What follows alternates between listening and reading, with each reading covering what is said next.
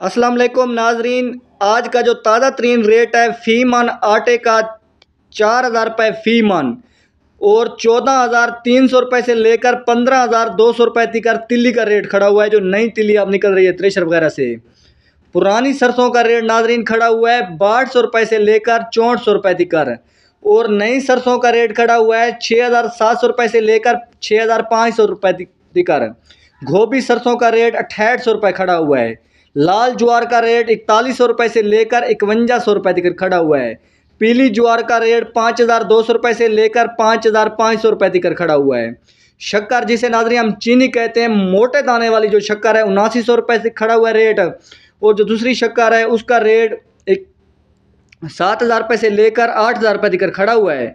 और 1509 जो मुंजी का रेट है 3200 रुपये से लेकर 3700 रुपये तक। पुरानी मुंजी का रेट ज़बरदस्त खड़ा हुआ है 4500 रुपये फ़ी मन। नाजरीन जो DAP का आज का ताज़ा तरीन रेट है 11,800 रुपये से लेकर 12,000 रुपये तक खड़ा हुआ है रेट, जो 50 किलो वाली पैकिंग है। मकाई का रेट 2100 रुपये से लेकर 2300 रुपये। वनडे का रेट नाजरीन 1400 रुपये से लेकर 1700। गंदम का जो ताज़ा तरीन रेट है 2500 रुपये से लेकर 2900 रुपये तक।